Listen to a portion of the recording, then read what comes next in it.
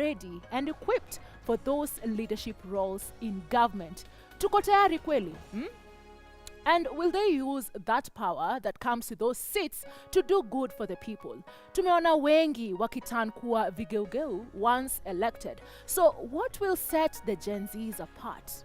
Again, the main question tonight is, Gen Zs wako ready for those leadership roles? Please feel free to indulge us on our WhatsApp number and we'll be reading your feedback as the show goes on. Leo pia, tumepeleka show wapi? Live all the way to Homa Bay, where Majibu Kwa Ground will be having a conversation with the youth there in a few. But meanwhile, in studio, I'm joined by Kags with the stats and the lovely, lovely Linda. Hi, Linda. To you, Miss K, and happy International Youth Day. Happy International Youth Day to and you know, too. It's coinciding with our show, which is amazing. It's a sign, right? It is. So, and when you talk about leadership and whether Gen Zs are ready to take up leadership roles, there are many things that surrounds that. Strides made in regards to youth involvement in leadership positions, their position, what is their position, what are they saying in terms of their involvement in leadership, and what are the challenges, because remember, Kenya has recorded the biggest number of youth in the country. Right. So there's a lot to talk about, including how the government is responding to youth problems. Right. Yeah. Amazing. And speaking of the government, we launch kitu fulani very, very enticing today, and we'll talk about it in a few. Kagina with the stats. Hi. Kwani huna form? Kuna form. Sasa hiyo ni joke. Most we'll talk about it. We'll talk about it. You will get it. Don't forget about it. So, in the Bible, a story is told of a man who was busy getting logs, or rather specks, out of the eyes of other people. And inside their own eye kulikuwa na logs. A bigger log. So tonight, we'll focus kwa Gen Z sasa. Enough of questioning people out there and their styles of leadership. Now back to Gen Z. Sisi wenyewe, are we ready for those leadership positions? Do we have what it takes? Ama hatuna form? All right. Kags, sijui tukubadilisha from Kags with the stats to Kags with the Bible. Takuja na kola. This is not the first time you have quoted for us the Bible, and I love it. Anyway, for now, let's get to hear from Majibu ako Homa Bay. In the area, Homa Bay, speaking to the youth kwa ground pale. Majibu, my G, how are you?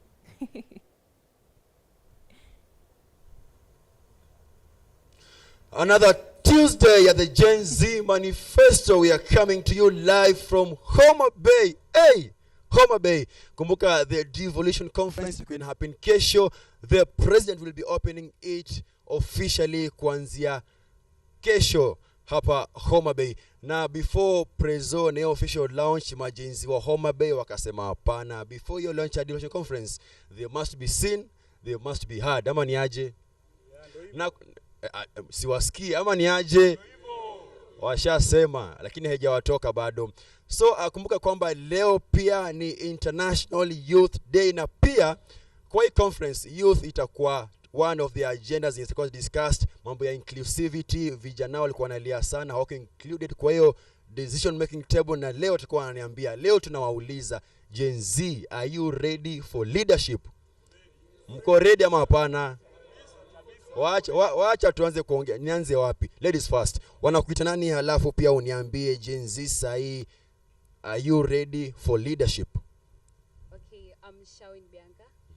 And yes, of course I'm ready for leadership. Sahi wakisema sawa, naomba mic yako iko off, lakini nakusotu sahi. Wacha nikuja kwako kiongozi. Wanakuita nani, halafu pia wewe sahi wakisema bro, tunakupatia OCS kesho pale treasury, enda control. Utaenda, unawezana? Ndio nawezana. Aje, niambie mbona.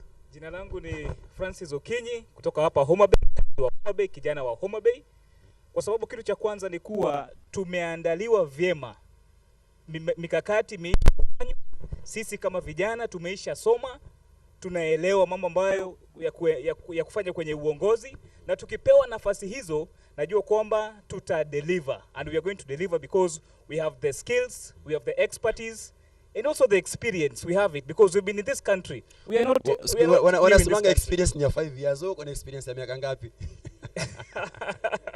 Experience ya kwanza ni the fact kwamba nimezaliwa Kenya, mimi ni Mkenya. Yeah. And that is the right experience. Hakuna experience ambayo inashinda hiyo. Alafu we have gone through this system kuanzia basic education mpaka tumefika tertiary education. The skills we have them. So the youth must be given a time. Ama ni aje? Haya, ndo sijui kama mic yako iko fit sasa, kama unaweza rudia tena jina yako nani, alafu pia uniambie pia wewe uko ready. Yeah, I'm Shaun Bianca and I'm ready for leadership, yes. Mbona feel uko ready? Gen Z mnasema wengine wamekuwa wakiwa doubt. Why doubters? Like, of course you have the experience, and in this country, like, we also see what is happening. We are not young to see whatever is going on. Like, we can reason for whatever is going on in this country. Unasema kuishi Kenya kama hiyo ni experience enough. Exactly. Haya, wacha nikujie side nyingine. Leo nakwambia ni full house. Wacha nianze wapi? Hapo nyuma. Kiongozi anakuitana, alafu pia Gen Z, do you think they are ready to take up these leadership positions? Naomba usimame tukuone. Asante sana. Kwa majina naitwa Michael Kojo Otieno ama aka the people shall ama the people may. Watu wengi huwa wanijui.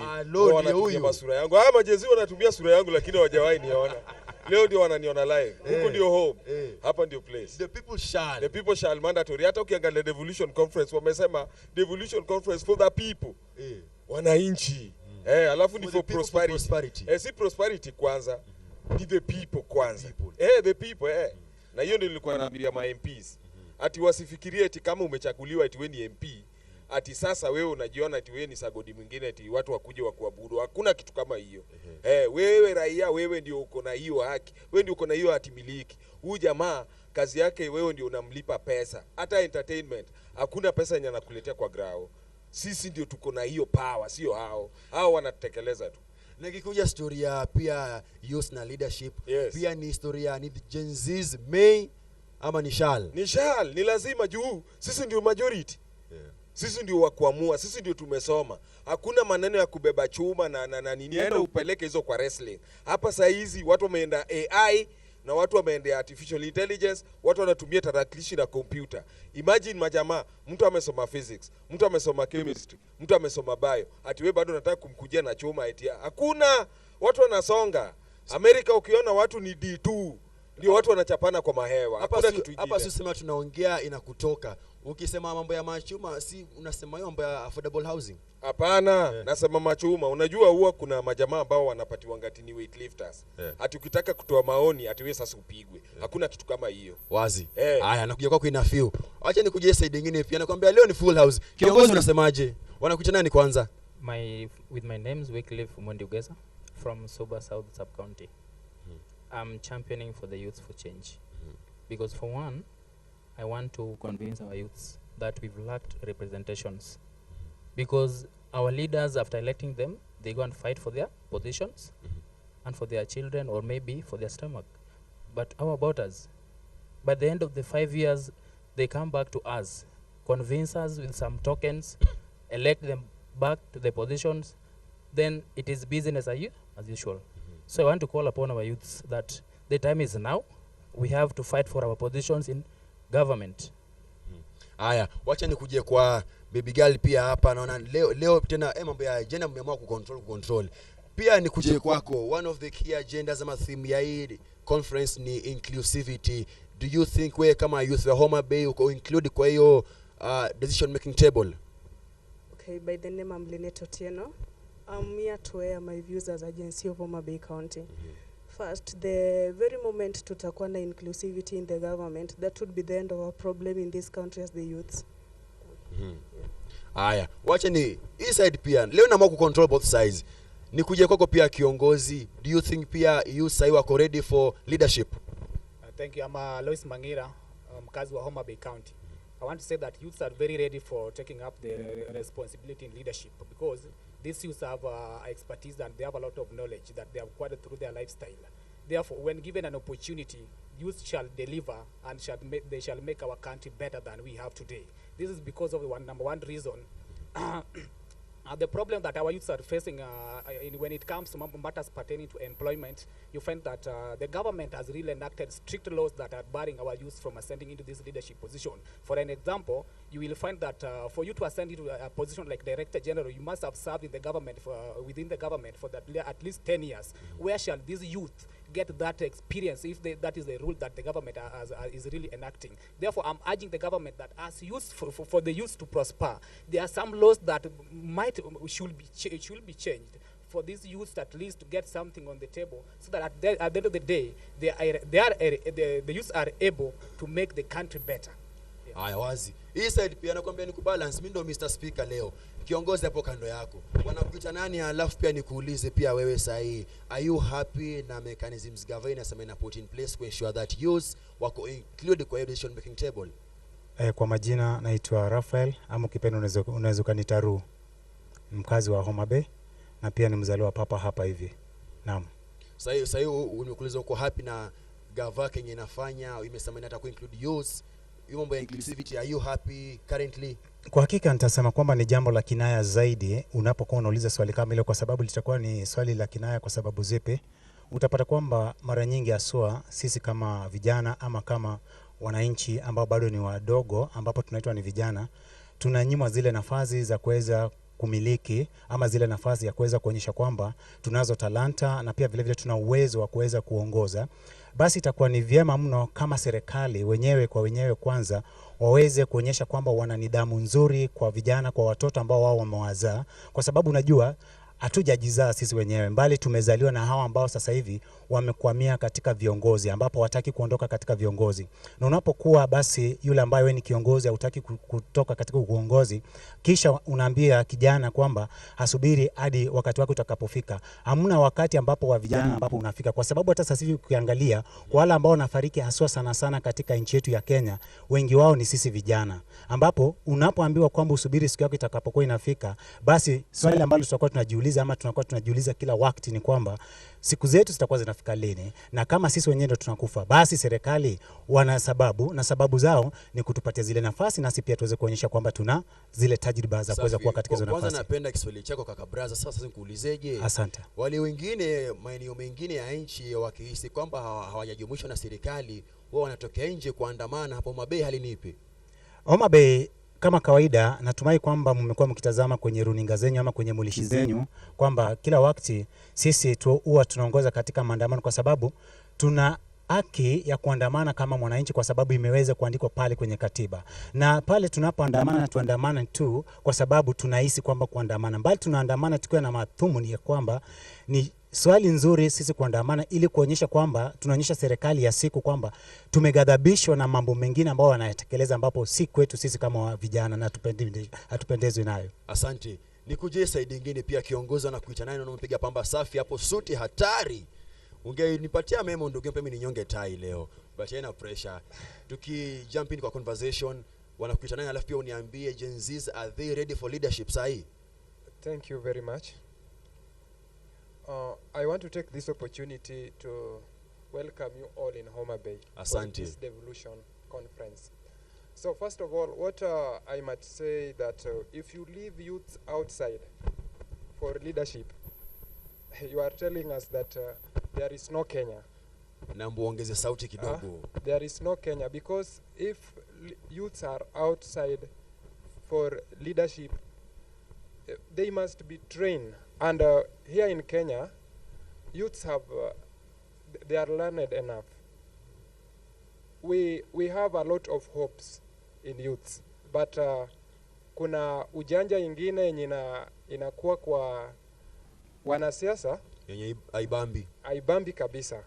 Lakini ukiangalia Kenya, wakubwa ndio wanafanya. Ukiangalia utapata kama mtu ako 50 years, 60 years, ana return, anaregeshwa. Na unapata kama mtu amefanya finance. Kuna wengine wenye wako na masters degree, they have a lot of qualification. Na unapata kama waziri ni 50 years, 80s, bado wako tu hapa. Lakini ukiangalia hapa Homa Bay, mdogo mwenye ako mbele sana hautapata. Lakini tunataka hii serikali, hii devolution ilete amani kwa youths. Utapata youths watapiga kelele. Wanapiga kelele kwa sababu kuna jambo. Jambo ni gani? Leo tunaambiwa tutafanya hivi. Lakini ukiangalia kesho yake unapata kama watu wengine ndio wamepenya wako ndani. Ukiangalia hao ni watu wenye uwezi hata kuapproach. Youths wanataka youths kwa sababu nikipata youths mwenzangu kwa leadership, tumejua vile tunaweza ongea. Tunasikilizana kwa lugha moja.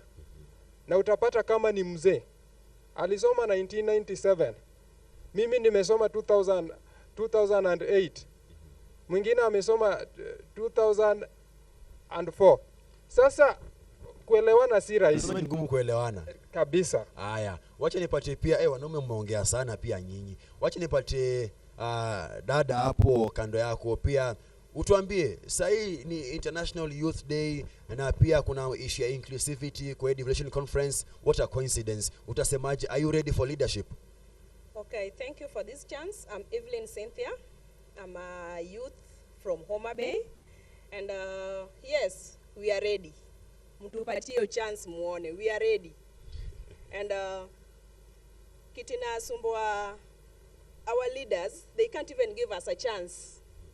Like, you want to go and see so and so, you can't even allowed. Unaambiwa like, who are you?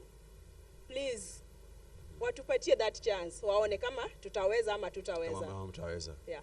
Haya, wacha nipatie pia mwingine kando yako pia aniambie unaitwa nani, halafu pia maoni yako ni gani. Naomba usimame pia.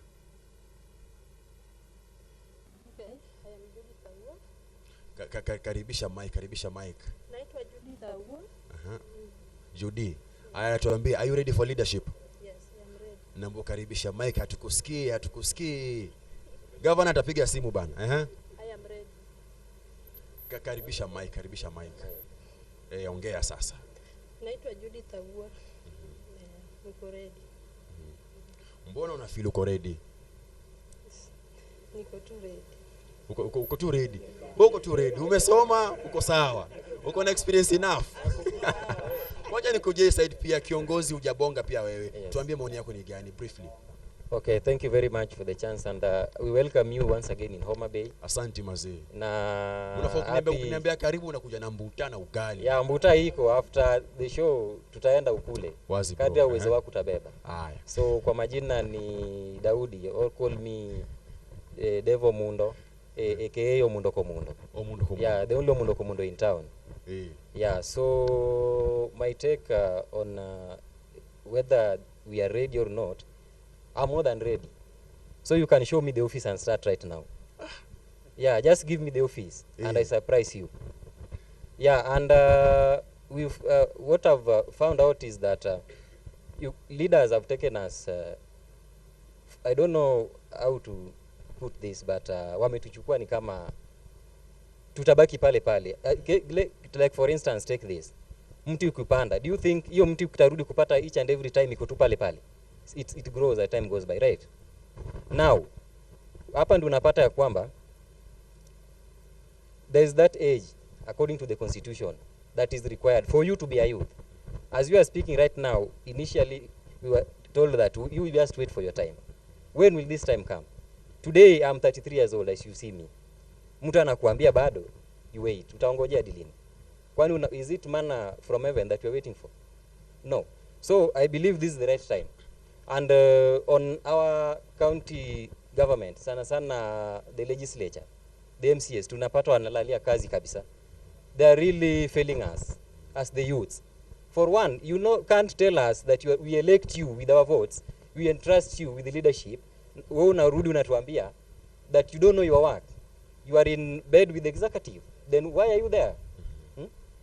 Why are you there? Haya, wacha nipatie pia mwenzako hapo, alafu nitavuka hapo nyuma kabisa. Pia wewe unasemaje? Wanakuita nani kwanza? Mimi ni Chieng Neven, wanaitwa Nevo, resident of Homa Bay. Just on that question, that is a verbal irony. Allow me put like that. Youths are ready. All these youths who are seated here have gone to school. And they have skills. Though they say if you apply for a job, qualifications say that you must have 10 years. Why so? Why? Why is that so? So we are just requesting the MPs, who are the lawmakers, to at least amend some laws that can help these our youths. When they hear that they are being salaries are being increased, they run for that, but not doing what can help our youth. So we are just appealing to the current government to try through thick and thin to help these our youths. Kesho WSR akikuja hapa usimame tu mwambie kenye niambia sasa. I'll be there. Haya, acha nivuke hapo nyuma kabisa. Nipatie kinaona alikuwa anakiongoza na cheka anafurahia tu. Simama tukuone. Unaambiwa na kuitana, alafu pia issue ya amesema kuna na changes kwa law wa bunge mazee. Do you feel the same way that kunafaa kuwa hata na age limit ya mzee ukiserve miaka unafaa utoke wache vijana kazi? Asante sana Mr. Speaker. Ni vizuri wanaita Mr. Speaker sir. I'm John Bosco from Machakos. I came here since 2018. I studied Tomboya, Akiro Science with IT. But until now, I'm still crying without my degree. One thing I suffer too much is every time, all the leaders that I've ever met in government, most of them ni shikamo. So kuna mtu yenye mnaweza sema mko rika moja kwa ile government. Nikikupata pale siwezi kusalimia shikamo. Most of the time ni shikamo. So we are tired of this shikamo. We need people who are there, who are Gen Zs. Unapoingia hapo mwambie bro ni aje, uko fiti. Bro ni aje, uko aje, how do you feel? So hakuna. I'm only 25 now. Can you give us people, we youth, can we give ourselves a person? Most of the time tunatoka tunaenda maandamano. Hii maandamano tunaenda tunapiga kelele, at the end tunarudi kwa nyumba. There is no change. Why do we so? Una feel hata hiyo maandamano mmekuwa kimkienda still. Sometimes it's not bringing.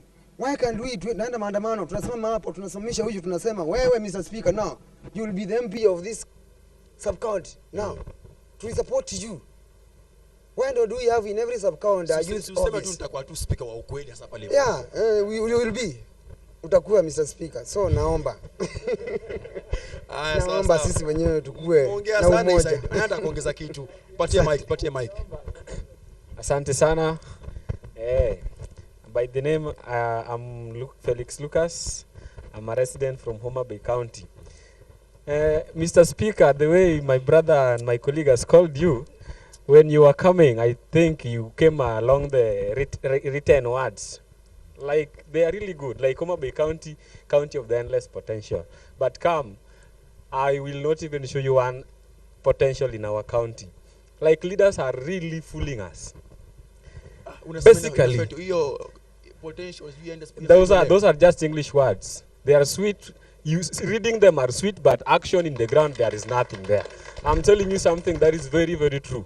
Like last year, some years back, we had first Evolution Conference in Homa Bay County. Tell me, we had several projects and we were told several things. Sweet words, what, investors are going to come. Come, you show me just one.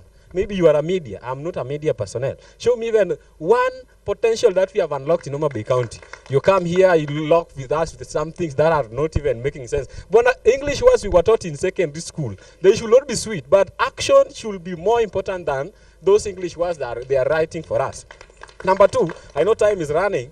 I just want to tell our parents, especially in the leadership capacity, just go, one of them, my MP, Mheshimiwa Honorable Peter Pondokaloma. I really respect him a lot. But I just want to remind him, let him just go back to his house and count the number of youths just right there, and the parents there, and you divide the representation. Bona youths, we are capable. Youth's power. Anda kuongezea. Briefly tu, alafu nipatie msaja bonga hapo kando. Kwa majina tena naitwa Alois. Nataka tu kutetea MCS wa county. Manzi watu wanajaribu sana. Ni venye kuna tu venye kiasi lakini sio sana. Unacheki au MCS kidogo tunaona au MCS wa Homa Bay County kuna zile masheria ambazo wamekaribisha maki. Okay. Meme TV. Watu magabi kishumbi isibele tunisa. Wafiki sana. Sizungu ngulu kuja. Zulu. Safike sathi kusalwa embu.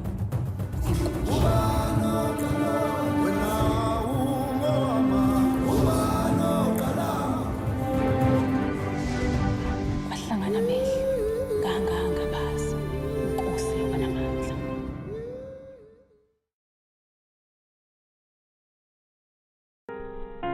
Kila tunapopitia majaribio maishani, sio kutuonyesha udhaifu wetu, bali ni kutusaidia kugundua uwezo wetu. basi tuzilaki changamoto za maisha, kwani zinatunoa na kututayarisha kwa siku za usoni. Kupata uwezo wetu kama sikiza tune yako, dial *811 *615#.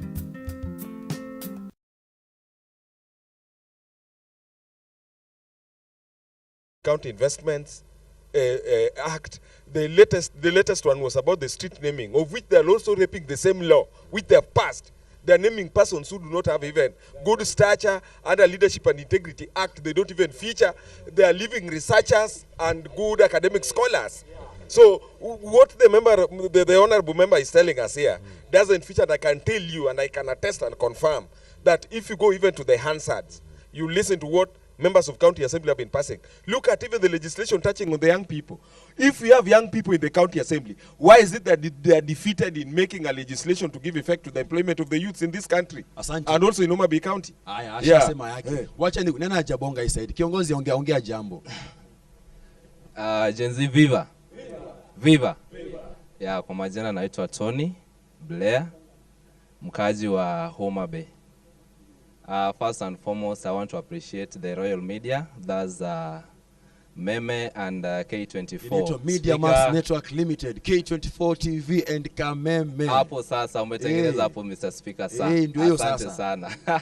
Mr. Speaker lazima kuwe on. Okay, you asked a question by the way, and I heard you. You asked more about leadership. In fact, I will run for MCA commence 2027. Gen Z Viva. Gen Z Viva. Yes, because you know, we as youths, I think MCA, this is a position so far that we have to use so that we elevate our political arenas. So I'm shocked somehow if ukienda hata hapa Arujo, we have got Arujo ward within Homa Bay, utapata the MCA ako more than 38 years, you know, and I'm a Generation Z, I'm here, you know. Then I want to also speak about this issue of youth affairs. You know, sisi kama Gen Z, watu tunapitia changamoto mingi sana. Hasa kwanza tuna kazi. Ya pili, yani vitu ziko most. So unapata hakuna mali tunaweza peleka hizi vitu zetu. You get it? Ukienda hapo kwa ofisi utaambiwa oh nini. You get it? So I think we as generation tunastahili kukuwa na ofisi yetu kama ofisi ya youth tu. You get it? Sasa kama hata hamtaki kukureveal leaders wenu, mnasema bado mko leaderless. Yeah, hiyo ofisi nani atakaa kwa hiyo kama mko leaderless? Tuko na potential leaders here wenye wanazosimamia hiyo position. You get it? Yeah, sasa unapata kama mtu anachaguliwa kwanza akona ile board amebeba chuma. Unaona? Lakini kichwa hakuna kitu. Si ati aje, you get it? Yeah, watu nataka kuanza gym pia mimi. Watu wanachaguliwa juu wanabeba machuma manze. You get it? Na hapo hatutakubali. Manake we have skills, tuko na knowledge, tuko na attitude. Hawa watu wote wamekuja hapa, they are well trained. You get it? So they can stand in those offices. I get it. Yes. I get it. Let me stand. Briefly. Let me stand with what my brother has said. One of the challenges, the biggest challenge we have the youth is that we are very apolitical. Here in Homa Bay and even in the country, as I speak to the country right now, I am encouraging us as youth that we should start a political party. Yeah. A political party for the youth will serve the youth agenda. And therefore, I call unto the youth, let us come together. Let us start a party and let us take over this country. The time is now. Isaiah 60 verse 1 says, yes. Arise and shine. Youths viva. Hallelujah. Viva. Youths viva. Viva. Ndio hao sasa. Hata majenzi mnatusikia wa Kitui, Machakos, Kilifi, we need to form a party. Haya, nani hajaongea? Tupate chance mtu mwenye hajaongea kindly na nataka kuongea briefly tu kiongozi. Sitaki tutoke hapa kama hujaongea. Sema jambo alafu pia nikuje kwa site kama mwenye hajaongea pia. Sasa my name is Eugene Odhiambo Bisa. I just want to talk about issue of being included as youth in the leadership. If they can't include us in the leadership, then we'll include ourselves. Because we the youth, we are the people who go to the polling stations during election. So at that point, we will, a youth as me, I'll take my certificates, do whatever it's necessary, vie for any seat. Then as youths will be behind me. And after I get elected, I'll take my my opportunity and the authority that I've get to work for each and every youth. That's what we need. We don't need all the elderly there. We need ourselves, youths as us, to be represented in these seats.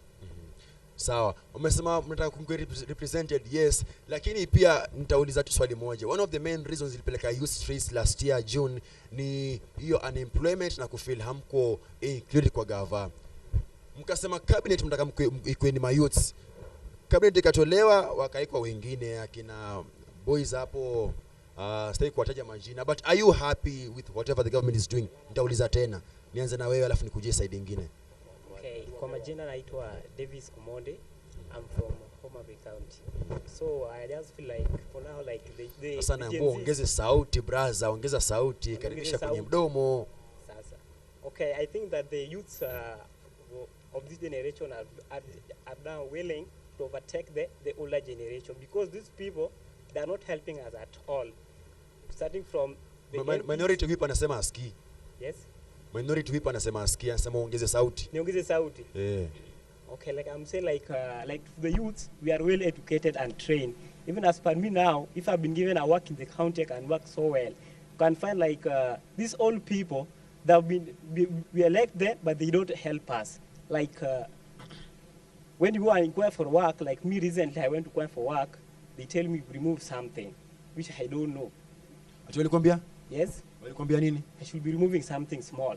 Something small. For the work. Yes. Kutoa kitu kidogo. Sikia mwenye alikuwa anaongea anasema alikuwa na alikuwa unarudisha chai wewe. Yeah. So unasema corruption pia ni issue kubwa sana. Yeah, the corruption has been too high. At least the government should look on that. And also the government should also help us as youth, like the creative innovators like me and others and other youths who are like intending to start other they have some potential skills that they can do many things, like there are others who can make cars. Some people have ideas. Wengine wanataka kuanza like entrepreneurial businesses, like something like that. So the government should at least have an eye on us. Safi.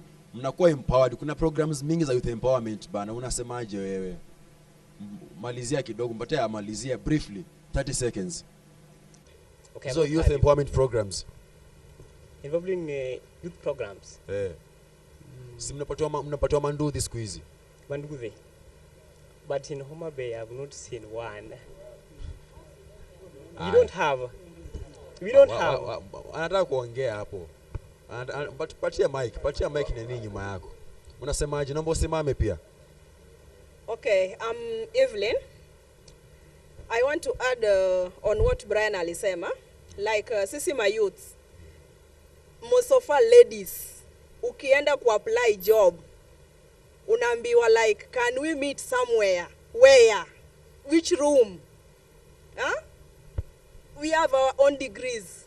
Like me, I'm a mortician. I did mortician. I did hotel catering. I did so many things. Lakini ukienda ku apply job, unaambiwa like, ongoja kidogo, ama can we meet somewhere? Can we meet Cold Spring? Can we meet Sturridge? For what reason? Na natumia my mind. Yeah? My papers. There's a time nilienda ku apply job somewhere. Nikauliza that person, wewe mwenye uko hapa, if I give you my certificates, the CEO mwenyewe atakufukuza kazi anipe that job, because maybe ulingana backdoor. Either you get A na mimi nimepata B. Naona sasa si my youths wanatuona like we are nothing. Kwa sawa. Yeah? One of the biggest challenges nimepata hapa mazee, corruption na pia hao wenye watu kutake advantage. Kuna kitu briefly namba 10 imeisha briefly. Yes, najua time imeisha, but kuna kitu nilikuwa nataka kuongeza. Kuna hii kitu inaitwanga, kama unataka kujoin high school kuna venye una apply, si ndio? Ukijoin university kuna venye pia unafanya nini? Una apply. Sivyo ama hivyo? Hivyo. Na ikikama hapa kwa employment, ukishamaliza kazi, sijui nini iliendanga wapi. Si wa create to another portal. In that ukimaliza, you just apply hata kama umekuwa placed to ajira. You get it? Umepelekwa Mombasa, umepelekwa wapi? So hii naye Enyewe prezo atuone kama youth. Hiyo nini. Then number 2 about I saw niliona venye rais alikuwa anatoa hizo mabikes. Na kwa kweli it's like kuempower youth. Si ndio? Lakini sasa isikwe tu Nairobi. Hata hapa Homa Bay. Unaona? Very soon tutakuwa hapa itakuwa city. Unaona? Na watu kuna watu wanduthi hapa. Ama kuna yes, tunataka hizo mabaiskeli, macharani, manini because I'm an engineer. So I know what engineering is. Hizo mabaiskeli inaweza tusaidia. Yes, asante. Asante. Nambo anafaa kurudisha studio mazee, lakini hao ni majenzi wa Homa Bay. I wish tungekuwa na more time. Hawezi tuongezea time? Lakini ni sawa tu. Nambo kurudisha studio, my colleagues Miss K, Kagina na Linda wako studio mazee, lakini umesikia majenzi wa Homa Bay wamesema yao ikawatoka. Prezo na kesho na wamesema watapatana na kuna jamaa anaitwa nani? Omundu. So watapatana na Prezo Omundu. Wazi mazee. Wameongea yao ikawatoka. Wamesema issue kubwa kuteka hizo positions, corruption mazee imekuwa challenge kubwa. Alafu madem pia wanasafa, people are taking advantage of them. Si fiti mazee. Umesema the people shall, the people may. Optional. Shall, mandatory. Aya, sema basi tukienda. Mpatie mic aseme tukienda. Yeye ndo na sign out leo hata si mimi. Mpatie mic aseme. Kwa nini mnataka ni sign out? But nimeshukuru sana for the opportunity you've given unto us. But basically ningesema iti challenges zenye youth wana face sana. Inahitajika collective responsibility. Nataka tu useme tu kitu ukiambia tu kitu Prezo na usisahau kusema shall na manini. Mimi ningependa kuambia I would like to tell the president that he needs to shift the paradigm and make sure that he listens to the young people. I know he's a parent. His kids are also at the same age group as us. He needs to pay more attention to us than to those old grannies. Asante. But as we finish, I say that the people shall, mandatory. The people may, optional. Asanteni sana. Sign out. Studio Kagina, kesho pia tutakuwa hapa for the people dialogue, also live on K24 TV and Kameme. Utaenda wapi? It is either K24 ama hata heri usiwatch kitu kingine. Kagina. Well indeed, this is Z Manifesto. Leo tunakuja kwa ground, where you are. Tunakuja mahali huko. Tusikie ground hii Kenya yote inasemaje. And to give context to our discussions, definitely we give statistics and numbers here once in a while. Na sasa leo, allow me to focus my numbers on this report, or rather a report of a survey done by Deloitte. Sasa there's not enough data about Gen Zs and millennials specifically on their perspective on leadership. However, it is very clear on how they take this away from politics but now into their career lives. And this could reflect venye wana perceive leadership hapa nje. Even as we continue to ask the question today, if the Gen Zs were ready for leadership. And now, to the numbers here that are quite interesting. Sasa, kwa Gen Zs in the career space, especially the primary career goal yao, wengi si leadership. Only 6% kwa career goals wanasema wanataka leadership. 94%, the rest ni other goals. Mfano, pesa kuongezeka, affairs, home life balance, mambo kama hayo.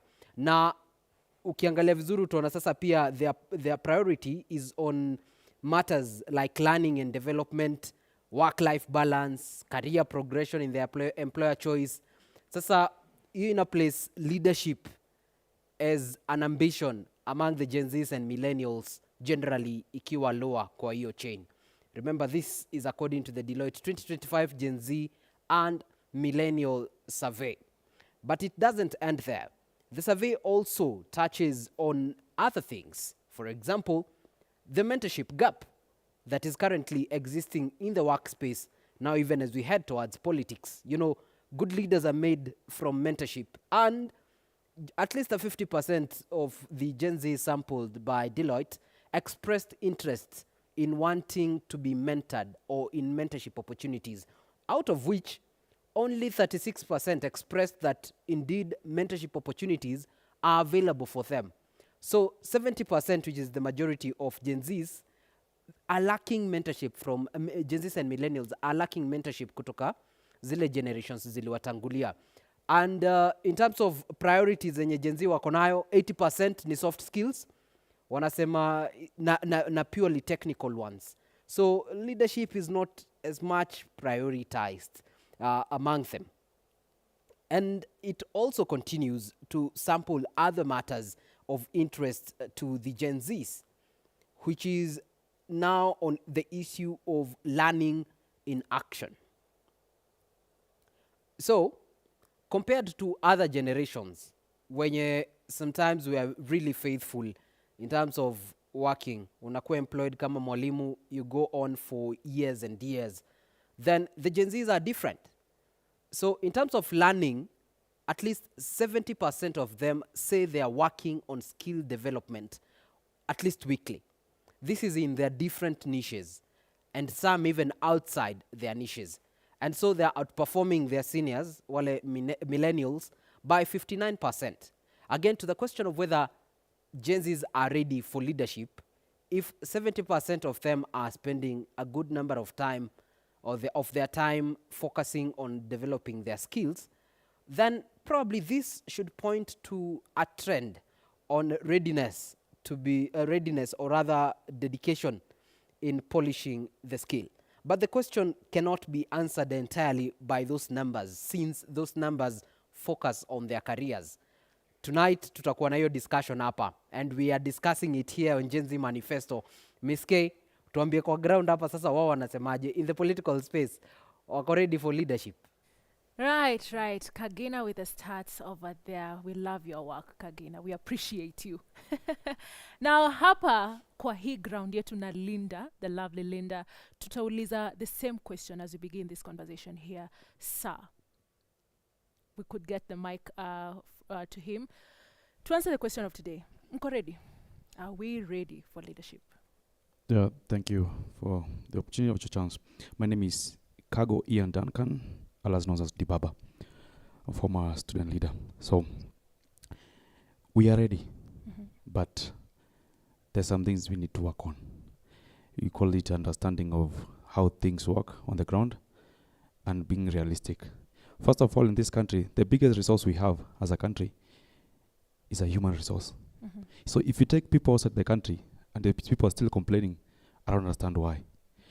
That's the thing that we have. You can see people, 70% of Gen Z say that they work on the skill development. Right. And we cannot fit everyone in these institutions. We cannot. That's being realistic. The skill that we have, people want to work, but if they're given the chance, they don't want to work. And again, this generation of ours, people are very lazy. People, they can't say that. We have friends and we know them. Gen Zs are lazy? Of course. A lot of them are lazy. If you tell them, niko na bash Friday, they will come. But you tell them, niko na kitu pali nataka kufanya kazi kidogo tufanye, they can't show up. Because I get the chances, and sometimes we post on our status, wangapi wanakuja hii kazi, only like 5 of them. But ukiambia kuna sherehe pali, 100 will come and they will show up. So we might be ready at some point, but not a lot of them are still ready. Hata kura wengine watachukua and they still not vote. Ask them on the ground. Wanasema mimi mambo ya siasa hainihusu, ni mambo ya watu wazee. So there's a lead, kuna work we need to work on. There's a lot of things we need to work on. Don't you think that is a fallacy? Maybe it's an agenda that is being driven out here, that Gen Zs are lazy, but kwa kweli, as the stats are saying over there, 70% are developing skills every day, more than millennials. Developing. Where is your thought process from? I'm on the ground. I have friends. I'm a Gen Z. Kwa ground vitu tofauti. You know, statistics, sometimes you work on the few, not everyone. And it depends where you're collecting your data from. Not everyone. You know, if you say today, ukisema rafiki yangu hapa fanya kazi, some will stand and say anafanya kazi, and some will say tuje mwana wa kazi. So it depends where you're coming from. But me, I know as a youth, I've seen it. Some people are not ready to work. They don't want to work. Okay, Dibaba, thank you so much. Let me just get to hear from Sophie here. Sophie, do you agree with Dibaba when he says Gen Zs are not as, welcoming to work as we try to make them seem? As you also answer the question for today, which is, are we ready for leadership? You, Mwanzo, you are an aspiring You're an aspiring youth MCA. Yes. Please tell us what you think. Thank you so much for this opportunity as always. First of all, Dipapa, we're not as lazy as you're saying. But in politics, we're a bit lazy. Okay, go on. Looking for money, we're not lazy. Like in politics, we're a bit lazy. But in reality, because I've been hitting the ground, we the Gen Zs, we are ready for leadership. But the citizens are not ready for our leadership. Why am I saying this? I had my first political meeting with serious stakeholders in my area. So we have the meeting, there are around 30 people. We talk, we discuss, it's a very good conversation. After the meeting, of course, sikuna chai and some snacks on my bill. Let me tell you what to hawaendi. What are they waiting for? Can you guess? They're waiting for a token, for listening to me for 2 hours, for us having a discussion about our future for 2 hours. So the movement helped me, but we ended up spending 20,000 shillings on a meeting of 2 hours. So mimi kama Gen Z, muna expect nitoe wapi 20,000 kila week? Let's just be honest. Number 2, it is the citizens. By the way, we have been blaming the leaders so much, but now it has become an awakening to me that we Kenyans are the ones who create these bad, gluttonous, greedy leaders. If you're expecting me to use 20K every week for every single meeting, what are you doing to me? Umenipea stress. First of all, natoa wapi hiyo 20K? So, na najua haukuli 20K kwangu peke yangu. Unakula from every single aspirant mwenye anataka umpatie masikio. So what will stop me nikiingia huko ndani, nisigeuke, nisiwageukie nikule pesa yenu, nisiwageukie niwaambie kwanza hii mlango yangu kwanza kuna kuanga hapo na secretary. Before uingie deal kwanza na, because you made me go through the same thing when I was coming to you, when I was asking for your vote, when we were having a conversation about our future. Mimi nimefika mahali ninaelewa kwa nini activists hawataki kuingia kwa politics. Kwa sababu huko kwa activism kuna kichele. Hii side ingine ya politics, ni wewe unatoboka my friend. It drains you. So if Kenyans are not willing to change their mindset, and I will say this, and as I close, it is my personal opinion, that if we are not willing to change the way we, the people, receive people who want to take political positions, then wacha hii gava iendelee hadi 2027. Why are we going to spend 68 billion on an election? Why is this government going to pour money on campaigns? Yet we know tunakula do. Si poa. So I am challenging us as Kenyans. Kataeni kuskuma majenzi kuwapatia do. Juu hatuna hiyo do, hatuna hata hizo jobs, but we want to go and change this country. So story ya kushinda hapo mmetuitisha do. It is the cause of why we have greedy leaders willing to steal your money that is supposed to make for you roads. Ndio maana wanatuibia. Kwa sababu first of all we put a gun to their heads that sitoki meeting kama hujanipea punch. All right, thank you so much, Sophie. Sheikh. Sophie, sorry. Okay, Sophie hapa anasema the relationship between Kenyans and the government or aspiring leaders even is very transactional. Do you agree with that? And how then do we reverse that? Kwanza kabisa ningependa kushukuru K24 for hosting us for nearly almost an year and without filtering our views. Thank you so much for being consistent. First and foremost, I disagree with my friend here, Kibaba. And then I agree with my comrade. Dibaba is the name, yes. And I agree totally with my comrade, Sophie. That is the attitude down there. Kwamba, whenever you go for leadership, unapata mtu anakuuliza, walida shigana na we? Uko na pesa ngapi? Kwa hivyo, that is the thing on the ground. So, saizi nataka kusema kwamba tumeenda maandamano, matiagas tumekula, tumefungwa, tumeuliwa. Why should I allow Matiangi to come in and say, nataka kuwa president? Or Maraga to come and say, I am fit to be president? Ama Kalonzo, who has done nothing for 40 years, akuja semenda kuwa president. Kwa nini? Why should I allow the same old seasoned politicians to come back and tell me, now choose me, I will do this? What have you done in 40 years? Nothing. Okay? Like basically myself now, in the by-elections, I'll be vying MCA Karebangi North as tribeless and fearless. We want to bring that message, tribeless. Hata irangi yangu huko hakuna, wacha ati kabila yangu. Hakuna msapere huko, mimi sio msapere wala mkani mkao ama mjaka. Lakini nataka nikuletee maendeleo bila mapendeleo. Sababu wakati nitakuwa huko, nitakusaidia nisijali kabila yako ama rangi yako. But how ready are you to accept me? Mimi nitaenda nishinde ni shauri yangu, lakini kesho wewe hutanilaumu kwamba Sheikh hukusimama. Me have got agendas, okay?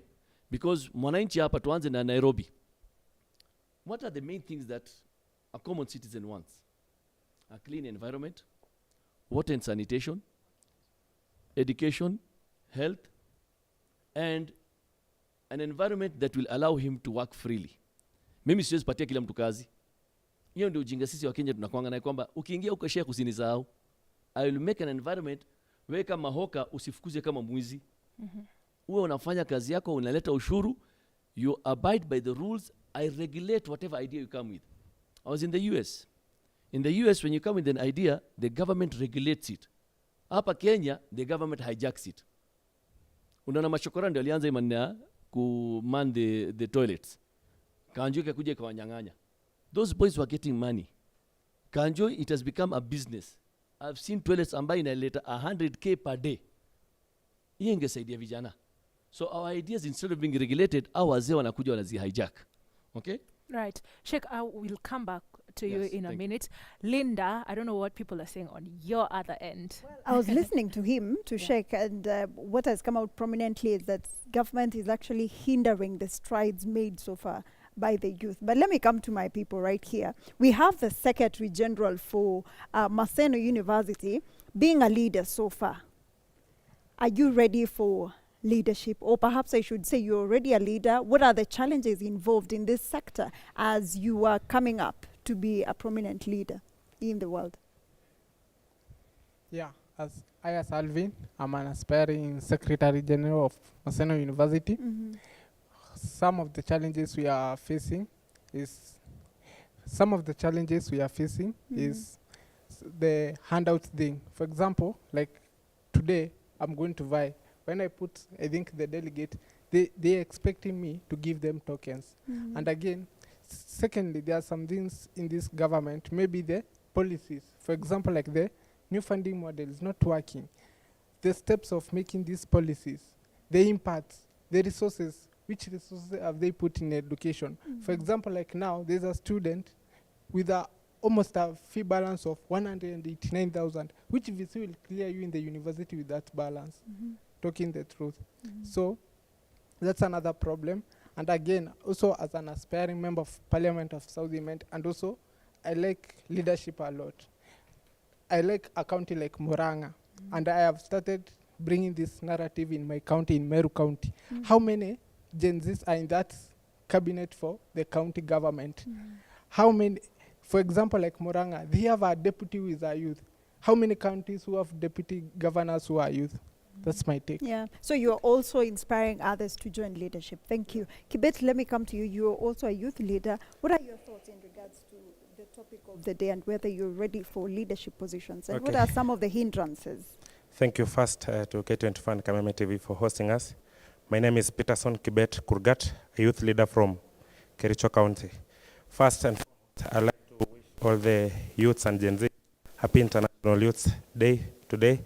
And first, on the manifesto we have today, I would like to say that Gen Zs are ready to take up the leadership mantle. Perhaps, Kibet, you can use this particular mic. Okay, thank you. Yeah. First and foremost, leadership skills, Gen Z, we are very ready. We have the experience and education and intelligence. That is not in question.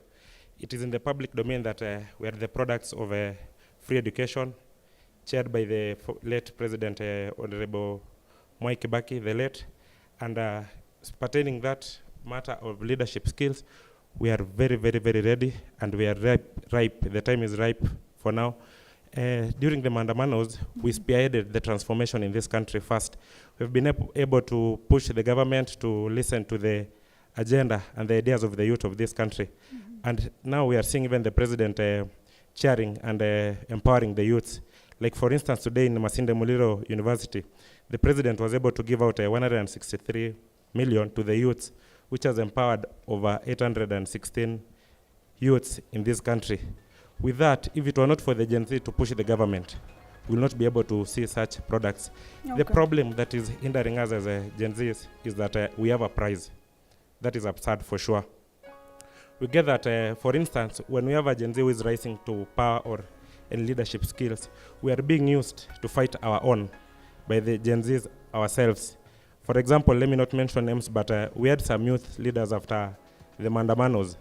But it's the opposition and some leaders who infiltrated the organization for Gen Zs, and we're able to be divided. Thank you so much. Thank you so much, Kibet. And his sentiments takes us to a short commercial break. Keep it here. Kameme TV and K24 TV. Don't go too far.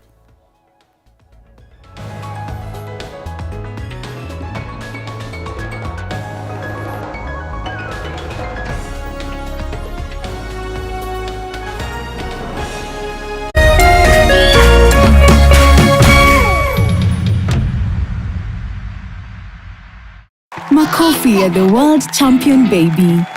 Na hii ni makofi ya Morphix, which absorbs the liquid 3 times faster na haiwezi leak even in 50 different movements. Renewed Morphix, ultimate quality.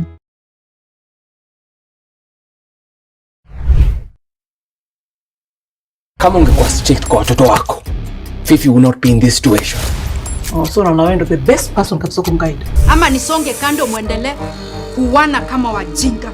I gave you one job Sting. You're stupid. Who doesn't want to be around Jackie Matiga? I'm priceless, trust me. I don't have to tell you, like, you have to treat me like a boss. First ever civilian CS. Yes, I want to agonize. Mbona police station inanuka bangi? Kuna kijiko pale kile, hiyo family iko Mombasa. Twende tusababishe. Pale hatutoki bila kaingana ketu clean haraka upesi. Ni afande amesema tusimame. I think alikuwa ametumisi. Hamko msalimia leo? Afande salamu. Si ungesema tu apokea salamu. Hello.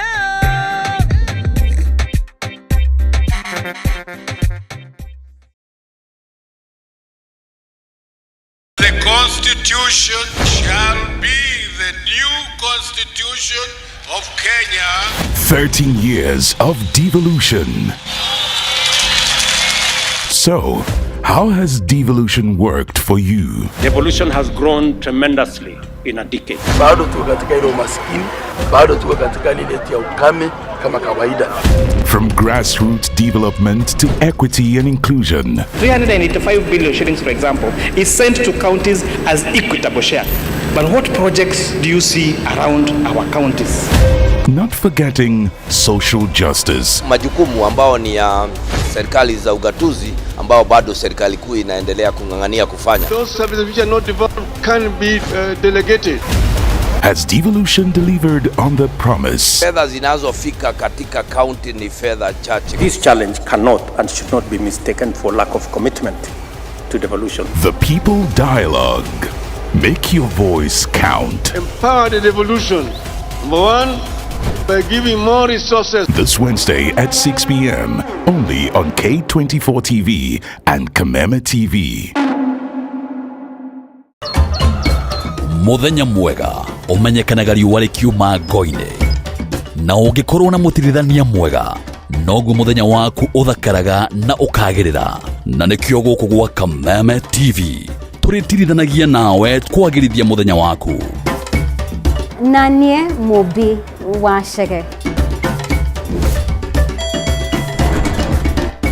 Njĩtagwo Kĩmani wa Ngũnjiri. Na niĩ Njoroge wa Kĩmani. Atunyitanĩre ithuothe niĩ Maina Kĩhumo. O muthenya wa Jumaine nginya wa Gatano kwambĩrĩria thinacara cia kĩroko nginya thaa 4 cia rũcinĩ. Hihi wina kĩũria kana woni wĩgiĩ umemerekia wa Kameme TV? Twandĩkĩre woni waku kũhĩtũkĩra Facebook @Kameme TV Kenya, X @Kameme TV Kenya, na twandĩkĩre email kũhĩtũkĩra info@mediamax Kameme TV, Muthigi wa Rũrĩrĩ.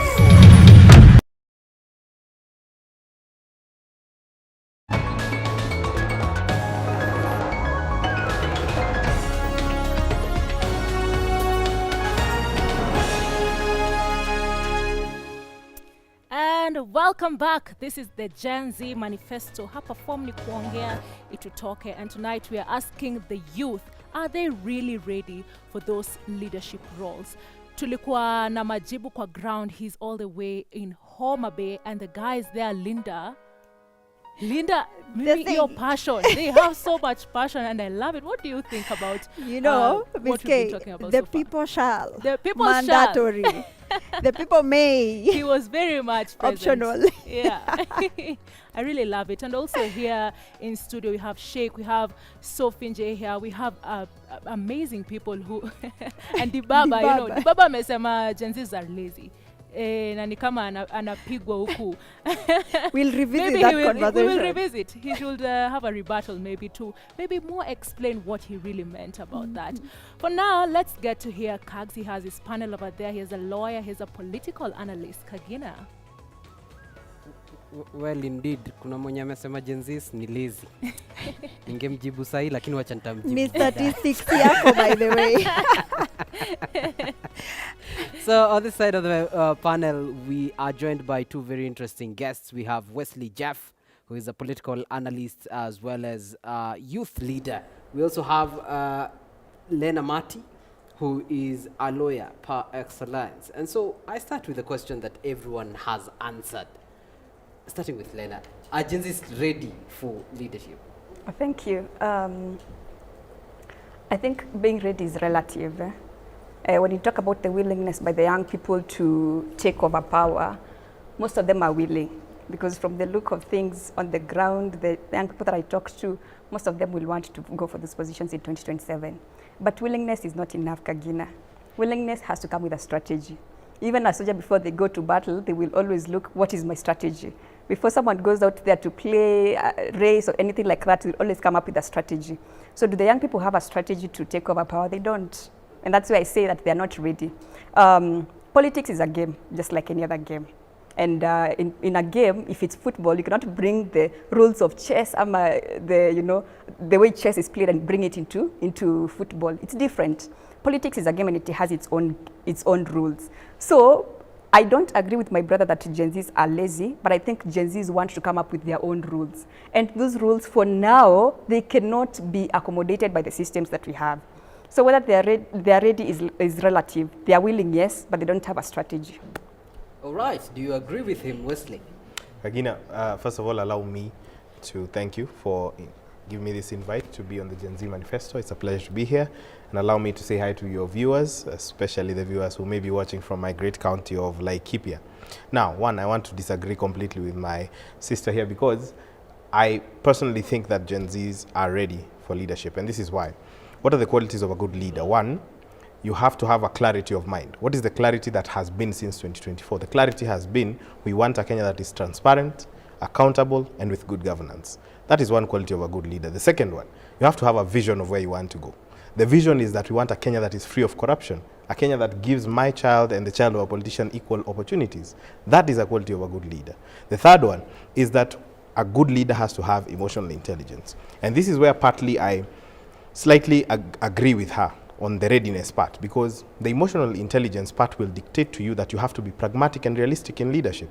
Because the call to challenge the systems that be today in this government and in this system that we have came from a moral perspective, that this is not right and it has to be called out. However, the solutions are in politics. You've heard my good friend here, Sophie, tell you the realities of politics. That is being pragmatic and realistic. Now, if we work on the emotional intelligence part about how we approach the politics in this country, then we are ready. And so that I finish up with my first response is, I'll answer you personally, because I am part of this Gen Z movement. Do you think I am ready for leadership? Yes, I am. And the reason for this is because, how can I not be ready when I am not only misrepresented by the people that are elected to represent me, I am represented wrongly. And I'll give you an example because it is critical to this point I'm trying to make. Recently, the parliamentarians were debating the issue of AI in parliament. And their main point and their main argument and the main crux of what they were talking about in Parliament is regulating AI because it is being used as a tool for social justice. We're not talking about the fact that we are at a point where we are almost at an equilibrium in the world, right?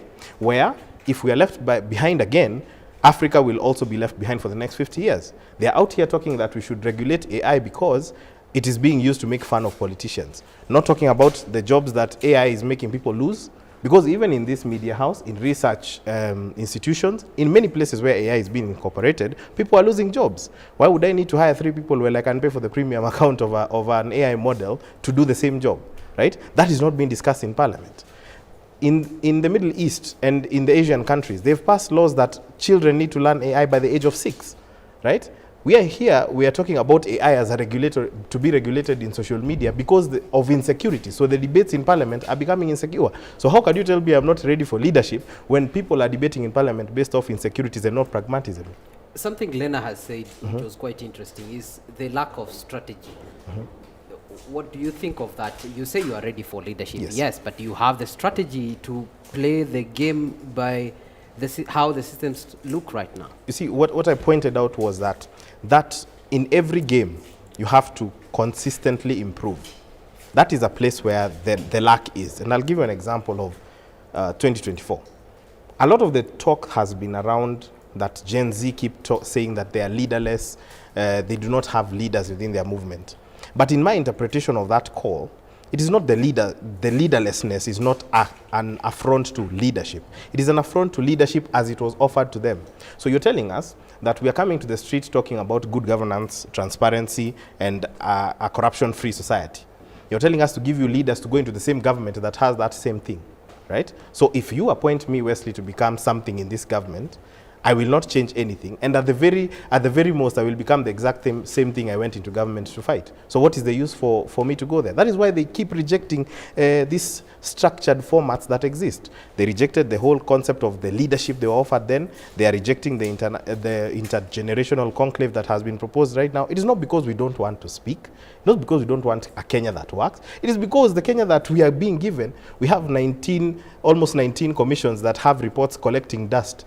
Now you want us to go and sit for another one and say that this one is suddenly going to work by some stroke of magic that we have not seen since we were born. Right. I was born in 1996, my friend. These people are having those dialogues. What is the new thing they are going to tell us now? Lena, when he says that the current structures might not really accommodate them, but then again there's the question of how then do we go ahead? Is it possible for the Gen Zs to actually get to those positions with the current structures as they look? Yes, I think we can be able to circumvent some of them in one way or another, but it will take a lot. One of the weapons that the young people used, they have used since last year, was the unity of the young people. You realize that we need political parties because they are the main vehicles to power. Before governance, politics is part of it. That's why I'm saying that politics is a game and you need to know how to play so that you can get to the governance part. Now, we can be able to circumvent the structures that we have right now, but we also need to look for also long-term solutions to that. Let me give you an example of how we can be able to circumvent. As I've said, the unity of the young people is one thing that has stood out. So if I'm vying today, and I want to go beyond the structures that we have right now, we will need to pull ourselves together, irrespective of your political party. So if I'm buying, I'll tell you, Kagina, I know you can be able to support me. I'm not being supported by a political party, and I may need finances for that. So can you be able to do for me a video, a shout out, hey. Shout out. A video. Shout out to Lena. Yeah, Wow. Yes, you just saying that, what for this and this. Another person is good in photography. They can be able to take photos, Another person is good in designing posters. They can be able to design for me posters. So you realize that with that unit, you can be able to reach as many people as we want. And then us as young people, if we decide that, we're going to pull behind this person, we always do actually. When we decided last year that we're going to the streets, most of the people came, they came. And then there's also the aspect of social media. Social media has been helping us a lot. So I believe that we can be able to circumvent the structures for now, but you also need to look for long-term solutions. All right, Linda, you hear what my panelists have to say about the conversation tonight. And indeed, critical questions have been raised as to the readiness and to the existing structures. Lazima wakuwe na mpango. In the words of one famous leader, hao watu hawana mpango. Hey, Linda. hey. But you know, we'll always rely on the stats that you gave us today. So we believe in that. If 70% are on skill development, that's what we'll settle on. And we have a couple of people who've not spoken yet, and still we are pressed for time. So at least take a minute just to give your sentiments on the readiness and what are your thoughts around leadership, youth leadership. Okay, thank you for giving me this opportunity. My name is Regina Nkirote, aspiring women representative, Meru County. Shikilia mic vizuri. Sorry. Thank you for giving me this opportunity. My name is Regina Nkirote, aspiring women representative, Meru County, and the founder of Waves of Change for High and Youth Initiative. Now, we as youth, we are very ready for leadership because for one, we are trying to use maybe social media to leverage or also raise our voices so that we can be heard. But at the same, we are experiencing several challenges. Number one, myself, unapata Gen Z mwenzangu ananidharau juu naomba kiti ya woman rep na ile kitu yenye instead ya yeye akusupport yeye anafeel wewe ufai kuomba hiyo kiti, but mimi nasema hiyo ni kiti ambayo haipimwi na uzito. Meru County si baby kwa mgongo, wanafaa instead wanipige jeki ndio tufike pale, because kwani inahitajika nini kufika pale bunge? Yule mwenye ameketi bunge sahi kama my woman rep, ile kiti amekalia si ati nitaenda ikuwe adjusted ikuwe decreased in size or rather increased in size, but so ningeomba tukue vijana wenzetu watusaidie tufike pale, because sasa tukiangalia pia tunafaa kuwa na political parties, tunafaa tukue na tukiitwa kwa hiyo meza ya decision making, please tusiende tupewe hiyo token alafu tunageuka majenzi wenzetu. Hii nchi inatutaka sisi na tuko na nafasi ya kugeuza kila kitu hii yenye hatupendi. Asante. Clarion call Mulamba.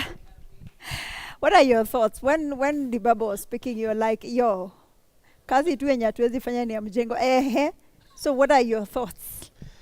Gen Zs are not lazy, they are choosing. Which is not a bad thing anyway. After all, you choose your marriage partner. You take your time.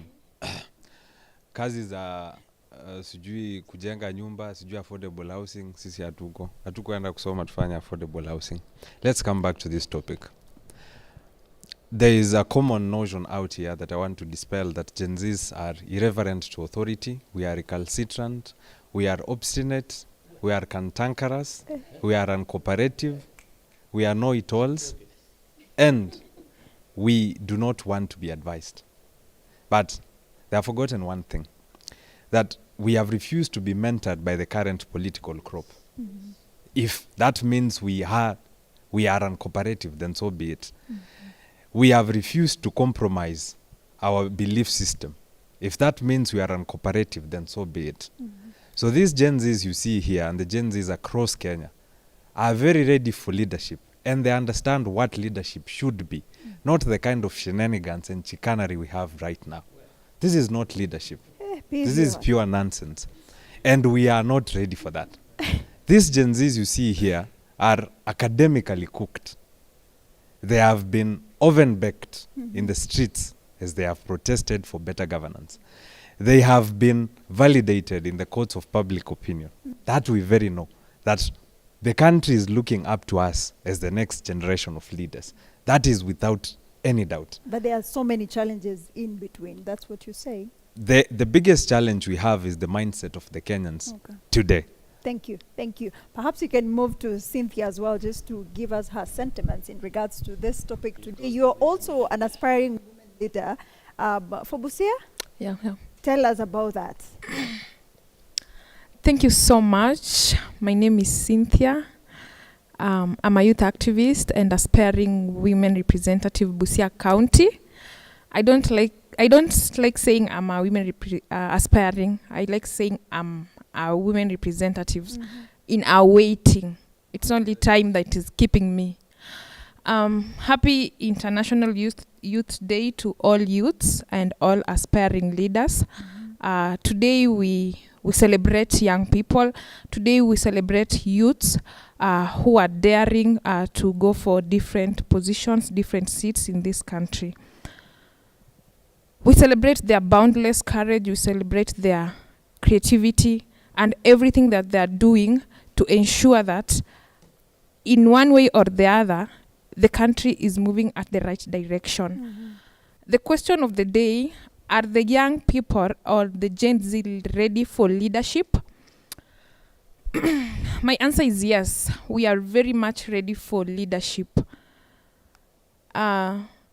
Today, 2025, we can see that the young people, they have come out, they have challenged the state quo, they have fought for justice, they have challenged the government, and they have called for accountability. Otherwise, why did they kill Albert Ojwang? Finally, as you conclude. As I conclude, the young people of this country belongs to this country and each and every institution in this country. So we are not an exemption. And we don't need any approval from this current leadership for us to run for these seats. We are qualified enough, and for us to run for these seats, we don't need someone to ask us of our age, of our whatever. Because for me, I believe leadership or politics, it's all about serving people. And for you to serve people, your age does not have to determine. It's all about integrity. It's all about you being willing to do what is right. And it's all about you being honest to the people you're looking forward to serve. Thank you, Cynthia. Thank you so much. Jacob, just allow me, there is one particular person who's not had to speak today. Speak to us, lawyer of the day, as we finalize on my panel. Okay, good evening. My name is Gashomi Mwangi. I am a lawyer, and my sentiments are very simple. The youth are very ready. And the reasons as to why the youth are ready is because the laws we have in place, the policies we have in place, in the long run, these are the people they will come to affect. And leadership, you don't have to vie for a political position for you to own a leadership role in the society. You can vie for a leadership position as a names from the grassroots to the top seat. And also the other key factor I feel like people tend to forget is we are talking about leadership, we are talking about political representation, but who is talking about voter sensitization? Okay. Who is carrying out civic education on why it is important to take that vote? Because you will notice in the previous election, it was noted in as much as the key demographic in Kenya is the youth, they were the least number of voters. Okay. So I rest my case. Okay. Thank you so much. We truly appreciate. No, we are really pressed for time, Sheikh. You know, you're always welcome here every Tuesday for the Gen Z Manifesto. And from where I stand, Ms. K, leadership looks like this. Right. Yeah. Thank you so much, Linda. Sheikh, next Tuesday we are with you. And all the best as you vie for that seat, all right? Okay, let's hear what people are saying back at home. Again, the question has been, are Gen Zs truly ready for these leadership roles? We have feedback from you guys watching back at home. First of all, we really appreciate you for always tuning in every Tuesday from 7:30 p.m. to 9 p.m. K24 na Kameme TV. We really appreciate you. Okay, one of you says leadership requires skills, literate personnel, also sound mind, not age at all. For me, they are 100% fit for it. Thank you so much for your feedback. All right, another person says, kwani haujirada bro, kama wezi ongoza ni Matiangi, hawezi ongoza. So this country needs someone like me. Who are you? Get up on number maybe, you know. Another person says, hello. Happy International Youth Day. Happy International Youth Day to you too. Yes, I think youths are ready. Endurance from the education they've been through. Joseph from Kericho. Thank you so much, Joseph, for your feedback. Mwingine anasema, yo, ni ajeni wazito. Ni Sam Mololo from Makueni. Hatudai leadership. Alright, hatudai leadership. Sisi wenyewe tuko sawa juu hawa wakuu utubeba ufala. Alright. Duncan from Kenyenya Kisii anasema, don't think that we are ready, since most Gen Z don't respect their elders. We must respect and honor our elderly to get blessings, directions, etc. Respect all the dignitaries before you. Patience and respect is paramount. All right, Duncan from Kenya. Niko sure huku watu wakona something to say about the respect your elders. I don't know what Wesley has to say about that, Kagina. Well, indeed, I'll allow him to speak even as he passes on his closing remarks on the matter tonight. I think we've raised enough problems. What's the way forward? One thing, allow me to just also add one quality why I think Gen Zs are ready for leadership. One quality of a leader is you have to be principled. Now, principle doesn't always have to mean you're right. Principle just has to make you have a conviction that if you follow through, you will be right. I've had the privilege of serving as a national youth leader of a national political party. And at the point where my principles were challenged, eventually I tried to change the system from within and I had to leave. And the reason why that is important to bring up is because we have spoken about this conversation enough times. Because even the question of are we ready comes from a point of a skewed relationship that always youth are seen as incompetent to an extent as a result of just youth, right? Now, the solution, as you've asked, is this. Politics, the first rule in the game of politics is led by interests. Youth need to understand whose interests are you serving. So in whatever capacity you are as a youth, you need to understand that you need to further the agenda of youth there. And there's something I call guaranteed minimum returns that all youth should further wherever they are. Thank you very much. Lena? One thing that we need to understand is that every uprising and every revolution always had something driving it. When you look at 1963, during the independence, the people wanted freedom. In 1992, people were fighting for multi-party elections. In 2007 to 2010, we were fighting, for reforms and inclusivity, which now led us to devolution. Last year, when we went out to the streets, we were driven first by the finance bill, but we evolved, we got also to talk about governance and also about economy. And you realize that we went out to the streets to challenge things like unemployment and such things. So majorly it was economic.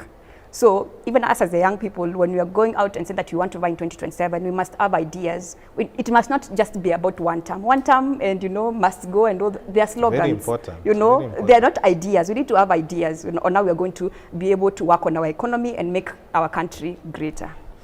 All right. She says we have to go beyond the one-term slogans. And Linda, I think they've wrapped it and summed it all up. So allow me to pass it on to you. I'm David Kagina. Thanks for watching. Linda? And my name is Linda Koskei. Many thanks for joining us here on K24 TV and the Kenya, if not Africa. Good night. All right. So, as we close the show tonight, here are my 2 cents. Now, you've heard it from youth themselves on this International Youth Day. They say they are indeed ready. Most of them say that they are indeed ready for the leadership roles, but we must agree that the ultimate litmus test will be in the consequent years after we do elect them come 2027. And by the way, how many guys of you ni wangapi mnavai for the coming by-elections? Naona pale shake. So now begs the question, are Kenyans ready to trust the youth enough to choose them as their leaders? Are Kenyans ready to let go of the old systems, old ideas, old destructive tactics that haven't served them thus far? Are Kenyans willing to bet on the younger generation? And to my fellow young brilliant comrades, remember, Frantz Fanon once said, every generation must discover its mission, fulfill it, or betray it. The choice is yours. I rest my case. My name is Miss Kahiro, and this has been the Gen Z Manifesto. See you next Tuesday, same time, same place. Good night.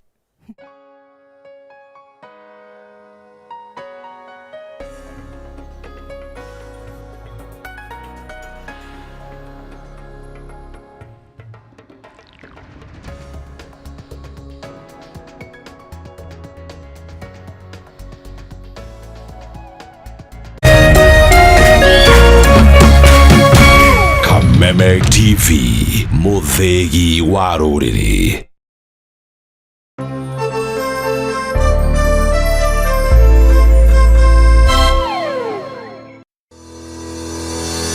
Ahujia matiganĩte matongoretio ni Apostle Michael Harrison, chairman wa National Gate